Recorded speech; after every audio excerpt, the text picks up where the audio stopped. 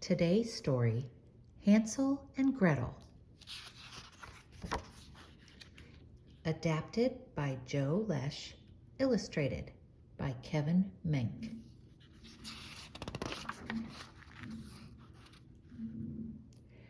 Once upon a time, there was a boy and girl named Hansel and Gretel. They lived with their father, a poor woodcutter, in a little house beside a forest. Often the family went to bed hungry because there was not enough food to eat.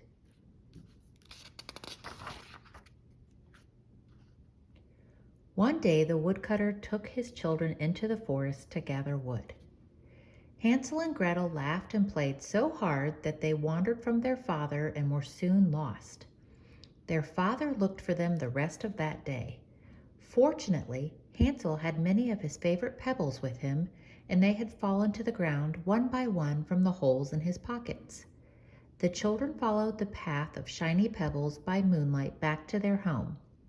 Their father was very happy to see them, but warned Hansel and Gretel to stay close to home and not to wander away.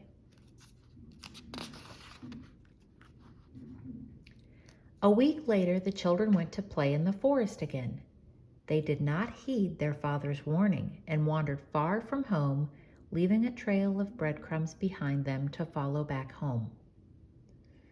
But the breadcrumbs were eaten by the birds in the forest, and so Hansel and Gretel realized they were lost.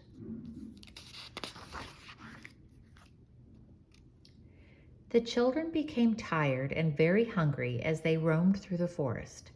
Suddenly, there through the trees, they saw a strange little house made of cake and candy.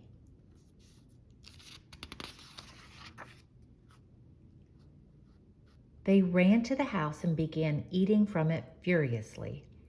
There were cake shingles and candy shutters. The windows were made of sugar. The flowers were lollipops. As they started to take a bite from the chocolate door, it opened. Out stepped an old woman with a wart on her nose. "Who's eating my house?" she said. The children were startled at first, but the old lady seemed very kind.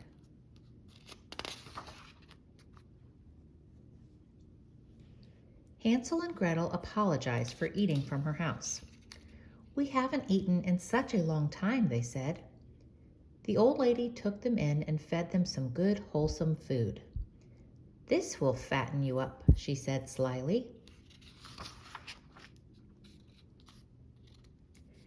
It wasn't long before the old lady's kindly spirit wore off. She snarled and ordered the children to work from morning till night. She had Gretel scrubbing floors and cleaning the oven. Hansel had to repair a broken table and gather heavy wood for the stove. "Only a witch would act this way," Gretel told Hansel.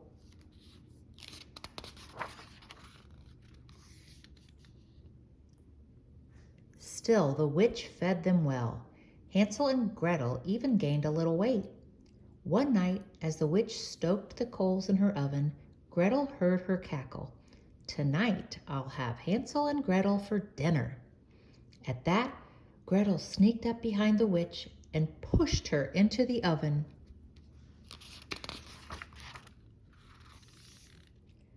The witch was destroyed by the flames, and the oven became so hot that the house caught fire. As Hansel and Gretel ran to the door, they came across chests full of gems and coins of gold. They gathered as much as they could into 2 potato sacks and then fled from the house. They ran until they could run no farther.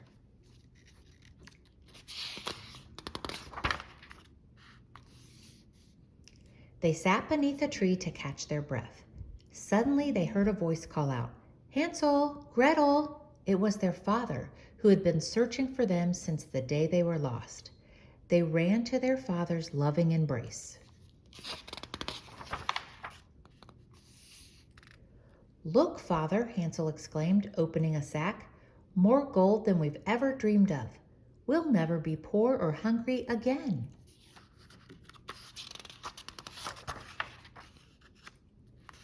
From that day on, Hansel and Gretel lived happily ever after with their father in the little house beside the forest. And they never went wandering again. The end.